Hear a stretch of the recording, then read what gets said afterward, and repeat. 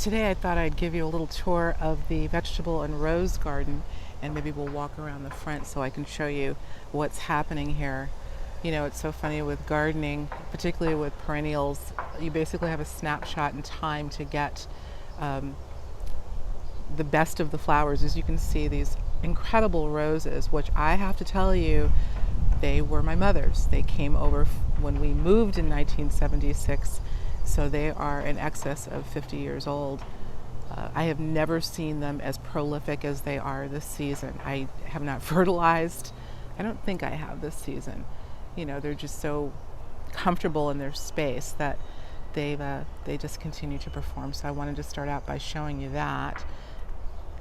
I don't know the name of these roses, but they are simply gorgeous, and I do on occasion cut them to make floral arrangements for inside. And here's some more over here. They're just really in their prime right now, and they probably have another week or so before they go in for the season. They often will produce a second bloom, but not nearly as prolific as the June bloom. So here's another look. Absolutely gorgeous. Welcome everyone to the second episode of Conscious Commentary in the Garden. I am so delighted that you've decided to join me today, and I certainly hope you had an opportunity to watch our debut episode 2 weeks ago. I've been really anxious to come back to you and show you the progress of the garden, and so I wanted to give you a little snapshot of probably one of my favorite gardens on the property, and that's the vegetable and rose garden. This is always a beautiful time of season. We're in, approaching the end of June, and it's when the roses come out. My mother's roses, which you saw in the first opening shot, because for obvious reasons, they're very nostalgic. As I mentioned, those roses have to be in excess of 50 years old. Where we moved here in 1976, my mom and dad brought the roses over from our home closer to right in Boston. So I'm sure that they are over 50 years old and still going strong. You know, it's interesting, when I filmed that clip and mentioned my mother in that clip, it wasn't until after I filmed that I had an epiphany as to what I needed to talk to you about today.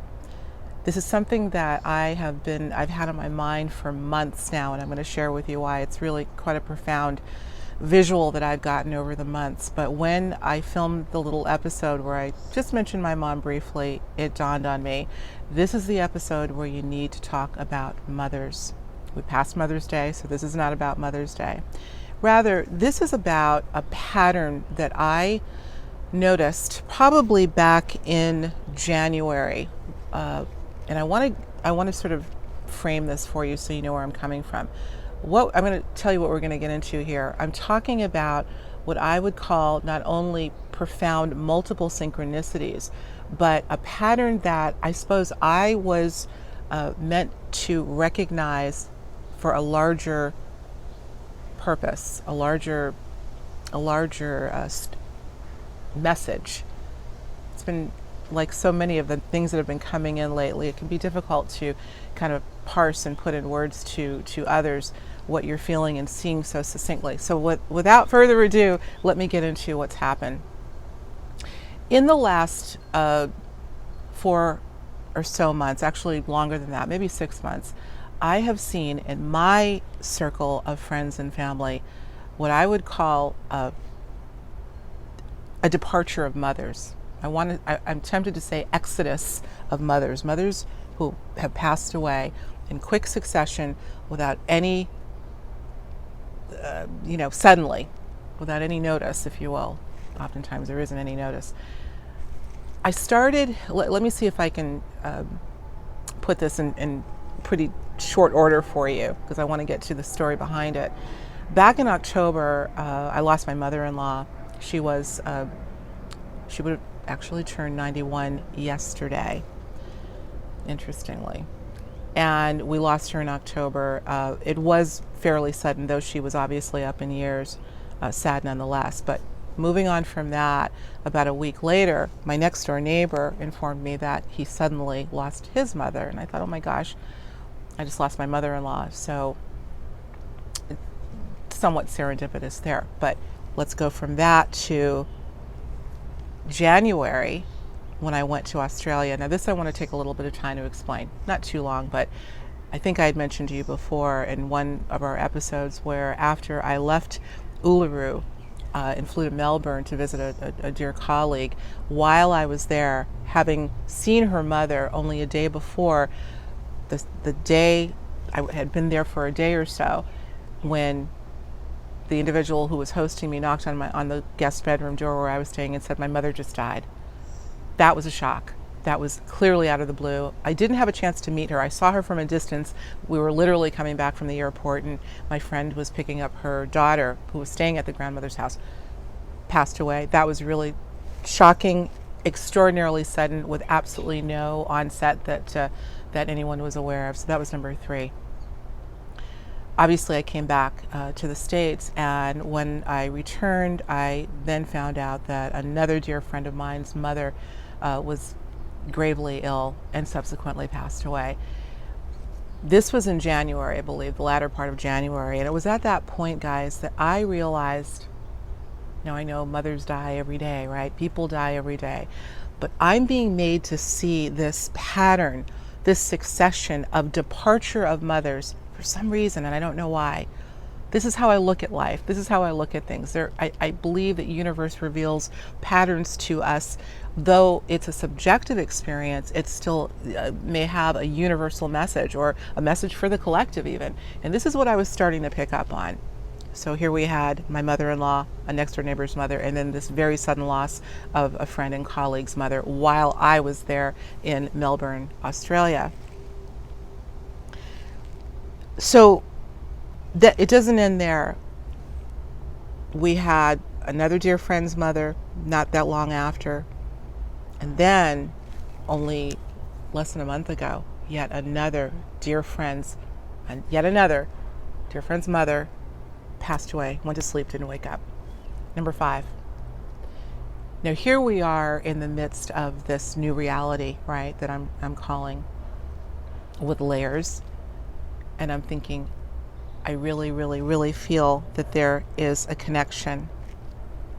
What would be the significance of the departure of mothers, not just mother, but mothers? I just lost my light, and I hope you can see me, but we're going to just keep going, actually. All right, guys, I had to switch gears because I lost my light, my backlight, and so I had to come in because it was too dark, and I didn't want to ruin the story. So let's pick up from here. The question that I left with here is, what was the significance for me? And again, I want to stress that all experience is really, in a sense, subjective. Again, we're losing people every day. I knew that there wasn't a mass exodus of mothers necessarily on the planet, but in my view, I saw a pattern of mothers leaving. And so I started to think, now again, my thoughts were sort of moving in this direction even prior to this new reality that we would eventually find ourselves in March. But that, to me, back in January, when I started to recognize the pattern, said, there's some significance to why I am seeing this, and I'm going to see if I can figure it out. So I thought to myself, what does mother represent? You know, the nurturer, the protector, our security blanket, our parent, the person who will do anything to keep us from harm, the one that provides the training wheels. You can go on and on. Then you have more symbolic terms, and terms that are known throughout history and mythology, like the Great Mother and the Mother Goddess, Mother Teresa, Mother Earth, and Goddess Sophia in the Gnostic tradition, which she was known as the mother of all. Now, I'm not going to go there because that's a scholarly study in and of itself, and yet there's so many references to the mother and the archetypal significance. As I started to dig in and do a lot of research, not a lot, but just enough to make me dizzy, because there's a lot of history to it. There's no way I could really dig in and connect the dots from that perspective, from a mythological perspective. So I decided to take a very simplistic route. The mother representing protection, security, someone who can hold your hand, someone to look up to, of course. And all of a sudden that's gone. just like that. This is what I was seeing with this exodus of mothers in my sphere, 5 of them in a very few short months. And again, wanting to reiterate to you that I started to pick up on the pattern in January, some 2 months before the pandemic would hit and subsequent layers, as I've said. So I started to really zone in on the idea of, is it time for humanity and all the tumult that we're going through to learn how to take our training wheels off, to say goodbye to the mother, to actually be willing to walk that sovereign walk without anybody holding our hand. And in the midst of all of this, I really feel that there is a grand lesson, a lesson of entropy, perhaps, as Tom Campbell said. This is a training ground, an entropy training ground for souls, this planet. And certainly with what we're going through now, that would prove his hypothesis to be plausible for sure. I feel like there's a psycho-spiritual aspect or a psycho-spiritual transformational aspect to all of this. And I do feel that universe is beckoning us to let go of mother and say goodbye. But the interesting thing is, as I watched all of these mothers leave, not just my world, and there were a couple that I really didn't know. For instance, my next door neighbor's mother I didn't know, and my friend in Australia's mother had never met, and yet the mother symbology was there. Somehow I feel that none of those mothers are gone, because I do feel instinctively that the life continues in ways that we not yet know. That being said, let's just call theirs a transformation. And that got me to thinking when I thought transformation, they've transformed or moved on to another chapter in their level of consciousness, and perhaps by seeing them go, we're being asked to move on to another level of consciousness as well. This is where something very interesting comes in. As I started researching this and trying to connect some dots and make some sense of this for myself, I found myself looking at a couple of resources. One of them is a book that I would absolutely recommend. Maybe I can put a screenshot for you on the visual here. The book by Dr. Christine Page, whom I interviewed, my gosh, some, 6 or 7 years ago, who wrote The Healing Power of the Sacred Woman, in which she spends so much time talking about the sacred feminine, including the mother goddess, and how that divine, not necessarily all gender-based, but the divine feminine is really apparent in all life, and all of the transformations or metamorphoses that feminine will go through. One of them that she mentioned, and this is really a kicker here in the whole scheme of what I'm telling you, one of those transformations that she referenced is called the Crone. Have you heard of the Crone? I was not familiar with that term at all until I did a little bit of digging. And when I read her reference about the Crone as it relates to that metamorphosis or that transition of the female, the mother or the grandmother, into a more mature and wise elder, I said there could be a connection here. So I actually decided to look up Wikipedia, but Wikipedia can come in handy at times. And let me read to you what I found. The Crone was described, among other things, there's quite a bit of research here, but it says the Crone was described as the third aspect of the triple goddess popularized by Robert Graves, and subsequently in some forms of neo-paganism, particularly Wicca, in which she symbolizes the dark goddess, the dark of the moon, the end of the cycle. Together with the mother and the maiden, she represents part of the circle of life. And then it goes on to say, in New Age and feminist spiritual circles, a croning is a ritual rite of passage into an era of wisdom, freedom, and personal power. And I thought, well, that makes perfect sense. Even though the crone is represented in this regard as the female, the mother that has moved on, it still, in a sense, represents what we're being asked to do. It's a rite of passage into an era of wisdom, freedom, and personal power.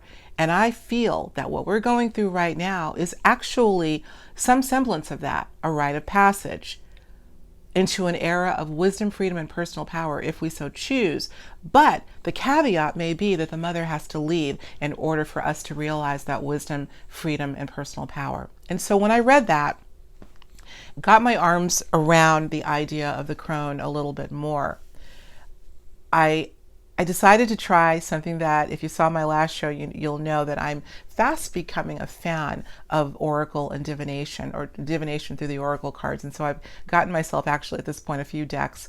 I do not plan on becoming that proficient at it because I've got so many other things to do, but it's so much fun and really helps to, I think, in a sense, draw out of you, which is what I think it's doing, our own intuitive capacity. And so I was playing with the deck, not thinking about the crone at this particular point, but just wondering if I was on the right track with the patterns that I was seeing.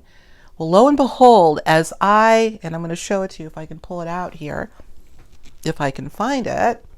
I don't know what I did with it. Oh, here it is right here. This wonderful deck, I'm going to give a plug to Dreams of Gaia, the Dreams of Gaia Tarot, an oracle deck. I was playing with the deck and shuffling, and guess what came out? If you can see that, you got it. The crone, which is considered in this deck what's called a major arcana. To me, that was confirmation that I was starting to get some insight as to why I was recognizing this pattern of mothers leaving. I knew there was something to this, journeyers. I just felt it. Why was I made to see and recognize? Now, this could be happening all the time around people all the time, but you have to be tuned in. You have to be willing to look at patterns, because I have a feeling that when you recognize a pattern, something is trying to point you to a message. And that's exactly what this led me to, which is why I wanted to bring it to you. Again, I want to read this. I want to reiterate.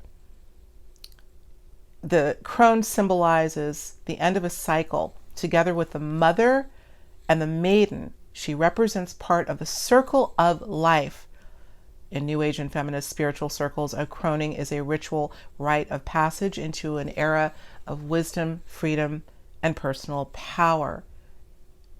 How can we attain wisdom if the training wheels are always going to be on, if mother's always going to be there to hold our hand and tell us what's right or wrong? She may have instilled the best in us throughout the course of our life. I mean this more archetypally, because not all mothers are that way, but I think that tends to be the symbolism associated with mother. But how can the wisdom flourish in any individual if the mother's always going to be there to tell you what to do? How can that freedom be there? It can't until you take wings and fly on your own. And certainly, how can personal power be attained if mother's always looking over your shoulder? And so mother had to leave in quick succession and unexpectedly. Keep in mind that every single case I told you about that I witnessed within a short span of time, there was no advance notice. I mean, these are not individuals that were suffering long illnesses. They all went either at a literally, which was so tragic and so shocking for my dear friend in Australia. 1 minute she's fine, at least it looked to be, the mother, and the next we got a call that she had passed away. I want to stick with the crone for a minute because I have to tell you, first I get the reference within the book, within Dr. Page's book, Sacred Power of the Healing Power of the Sacred Woman. And then next came my pulling this card. Of course, it sparked my interest, and I did a little bit of research on it. Well, today, as it gets very warm in here, today I decided, this was yesterday that I pulled the crone card and discovered what the crone was. Today I said, I'm going to play with this deck a little bit more and see if I can get a clarifier for the crone card that I pulled, again, to help me on the path. Am I on the right track in distilling the message? Well, I shuffled the deck. Guess what came up again? Again, the crone card came out. When this happens, and again, I don't ascribe all of the power to the deck. This is about our own daimon coming out saying, Alexis, yes, you're on the right track. It's an aspect of you that already knows, yes, Alexis, you're on the right track. I pulled Crone again. This somehow is absolutely pertinent to the message that I am doing my best to send to you today about the exodus of mothers in what I witnessed and how it relates to the larger message of what we're going through right now, and frankly what we may be going through for some time. So I decided to read a little bit more into it with this companion book that came with the Oracle deck on the Crone, which is a major arcana. And I'm just going to give you some of the key words and key phrases that are associated with it. It basically says feminine power. It's considered a divine feminine power, or divine feminine energy, I should say. Fearlessness, authenticity, individuality, independence, new purpose, and freedom. And then it goes on to say, in terms of some of the key phrases, be unafraid to walk your path alone without your mother, a life of your own design, untapped power and potential, a fertile and productive future, respect and cherish your elders. It goes on, but the keys are here, and with other references, that the Crone is somehow integral to what I was seeing and the message that perhaps I was meant to give to you, and somehow, maybe through other people, to the larger world. That overall, you know, if you recall in our Conscious Commentary Live, if you tuned in last week, there was a young woman, I'm assuming young woman, I don't know how old she was, or is, Carolyn. And I'm going to say, Carolyn, if you're listening, I hope you are. I've been thinking about you since the last show, who apparently felt so overwhelmed with all that was going on, she wanted to run and hide. And I said to Carolyn, and I've said to myself, I pray God that Carolyn has found the strength not to run away from whatever it is that's haunting her, but run right toward it. Run right toward it. This is a time of fearlessness. This is the age of the Crone. And perhaps this is the reason why I witnessed the exit of mothers. The only way we're going to come into our own power is to take the training wheels off, to take the security blanket off, and to bring the Crone in. Not just the Crone as representative of the mother that has transitioned, but the Crone within ourselves. And that's what I think this is all about. I really do. I think it would be worth looking into the symbology associated with the Crone. There's obviously a lot more to that I was able to pick up in just learning about what it meant as of yesterday. But I do think that's a fascinating correlation. So I'm going to leave it there. I'm only about 15 minutes in. Lots to think about. The departure of mothers in a very short period of time. I knew there was some message to be derived, and perhaps we've begun to unfurl and unravel what that message is. I want to say this before I close out this segment, and then I've got an announcement for you. I noticed the pattern. I think there's something so powerful in being aware and acutely aware of your environment. Not just what you're seeing visually, but what's happening in your life. Universe speaks, has the ability to be ubiquitous, of course it is, but speaks so uniquely to each of us. But the message is equally powerful to each of us. So I implore you, if you can, to please be more aware, now more than ever, because I do feel that if we do that, if we make a commitment to start to read signs and look for patterns in numbers, in words, in events, in sequences. You probably heard me talk about that flight that I took to Melbourne. This all happened at the same time. That was very tumultuous with turbulence, a storm that came unexpectedly, a lot of unexpected things. These all speak to me to a much larger message. This is part of that wisdom, I think, that we're being invited to grow into if we choose. Looking at patterns. Everything is embedded in patterns. And if we commit to starting to really not so much look for them, but be aware of them when they happen. And go back to a state of investigation and exploration. I have a feeling that a lot of the things that we're up in arms about may have some interesting answers that we've been looking for. So I do urge you to start to look for patterns in your own life. Okay, enough of that. I hope you got something out of it, however. Now, I got a big announcement. Big announcement, guys. I am so delighted on this day that you are watching this Conscious Commentary, Episode 2 in the Garden. Yours truly, for the very first time, will be hosting on Friday nights the legendary and the late Art Bell's Midnight in the Desert talk show. I am so delighted that I was asked out of the blue and honored. I was called not that long ago, and I was sworn to secrecy. As of now, you may know that Midnight in the Desert, the legendary show that Art Bell created, has come back into public view and ear. Late night talk like we've never heard before is back. And I am honored and humbled and excited to be your host of Midnight in the Desert beginning this Friday at midnight. Well, it'll be midnight for me. It's 9 p.m. to midnight Pacific time, 12 a.m. to 3 a.m. Eastern time. And I'm honored. So I hope you will tune in. I'm going to have a website for you to go to. You may already know. It's kind of big news. There's been a lot of press about it. I'll be joined by my colleagues. I'm so excited because it's like family. Sean Stone, who's been on our show several times. I haven't talked to Sean for a while, but we've been in touch lately. We are now colleagues. He will be hosting on Sunday night, Midnight in the Desert. On Saturday, Mike Barra of Ancient Aliens fame will be your host for Midnight in the Desert. I'm kind of going backwards. And Nathan Stolpman, a name I'm not too familiar with, but he is the host of Lift the Veil, will be your weekday host. So Monday through Thursday is Nathan Stolpman.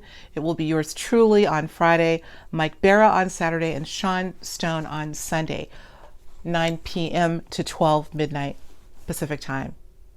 So there's the news, everyone, and I am just absolutely delighted. As a matter of fact, I think right now I'm going to take a little bit of time as we end this program. I'm going to maybe sign off and then show you the promo that's out right now that is announcing that Art is back, and you will hear from Art as well. And I hope wherever you are, Art, you're watching your baby continue.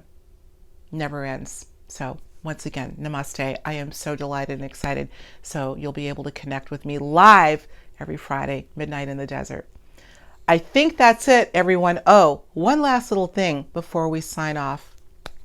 Higher Journeys continues, by the way, and so does Conscious Commentary in the Garden, and so does Conscious Commentary Live, and so does the YouTube channel. And so with that said, if you enjoy what you're seeing and what you're hearing and the topics that we discuss, I would be so appreciative if you would subscribe to our YouTube channel. Very easy. You know it's free. And of course, if you hit the notification bell, you get to find out, you get advance notice as to when a new episode, and there are more of them these days, will be airing. So I would be delighted if you would indulge us and subscribe to Higher Journeys on YouTube. So let me leave you now with the brand new promotional spot for Midnight in the Desert. And again, I am honored and humbled, and I'm really excited. And I hope to see you or hear from you later tonight on Midnight in the Desert. I've got to get used to saying that. All right, everyone. I love you. Mothers, I love you too. Take care. From the high desert.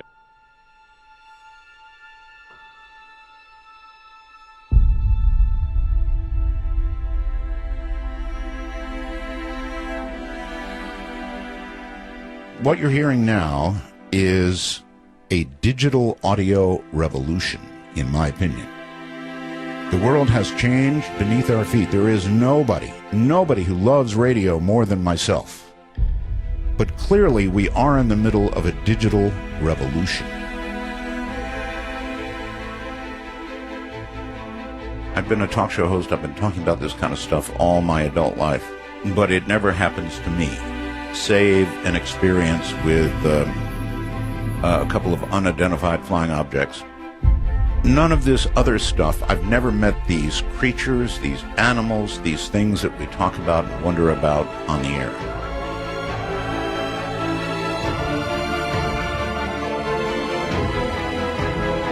Have you ever had something that just really gnaws at your soul.